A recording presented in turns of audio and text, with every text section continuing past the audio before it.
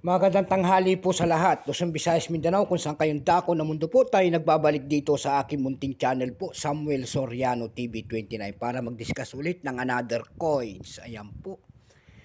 Magandang tanghali po sa aking mga subscriber po, kung saan kayong dako ng mundo po. Ayan, maraming salamat po sa aking mga subscriber po. Doon naman po sa nanonood na hindi pa po nakapag-subscribe, baka gusto nyo ang ganitong mga topic po about coins. Ayan. Siniselling natin ang kanilang mga halaga one by one po. Ayan, makikisuyo sana ako sa inyo. Ayan, baka pwedeng pakipindot ang ating subscribe button, like and share para ma-update po kayo sa mga latest ko pang gagawin mga video po. Ayan. Magandang tanghali po sa lahat ng kolektor kung saan kayong dako ng mundo po. Ayan.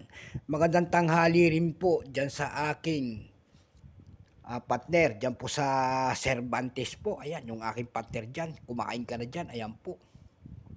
Ang pag-uusapan po natin ngayon ay pera po ng United States. Ayan. Ibinilag ko po ito. Ayan. At ito ay aking bibilin. Ayan. Kaya panoorin nyo po at mag-comment kayo dyan. Ayan. Ito po ay no mint mark. Kaya ito ang aking bibilin. Yung mga walang mint mark ang aking bibilin dito sa coins na ito. Ayan. Bago tayo magsimula sa ating talakayan, kilalanin mo muna natin siya. Siyempre, issue po, United States. Ayan. Period, Federal Republic, 1776 up to date po. Type, Standard Circulation Coins, years 1982 hanggang 2008. Currency, 1 cent. Ayan po. Composition po nito ay copper nickel. Ayan po, may bigat po itong 2.5 grams. May haba pong 19.5 mm. May kapal po naman itong 1.3 mm. Hugis po, bilog. Orientation nito, coin alignment. Number N-43. Reference number KM-201-A. Ayan. Tatlong variety po ang ginawa ng United States nito. Dito sa 1989 na ito. Ayan.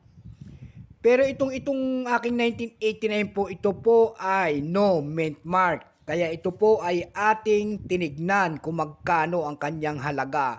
At napag-alaman natin, ito po ay error coins. Ayan. Kasi wala siyang mint mark. Kaya dumako tayo sa kanyang price. Ayan, yung walang mga mint mark. Doon sa ebi.com po may nagbebenta po na no mint mark na $135. Mayroon din tayo nakitang $125. Mayroon din tayo nakita doon nagbebenta na 1989 na walang mint mark na 4,155 pesos. Ayan. Doon sa carousel page po nito may nagbebenta na no mint mark ng 2,000 pesos. Ayan po, ganyan siya katindi. Yung mga walang mint mark, kaya ito ay aking vlog kasi ito po ay aking bibilin, yung mga walang mint mark dyan. Ayan, mag-comment po kayo dyan. Ayan po, and then pag-usapan natin ang presyo.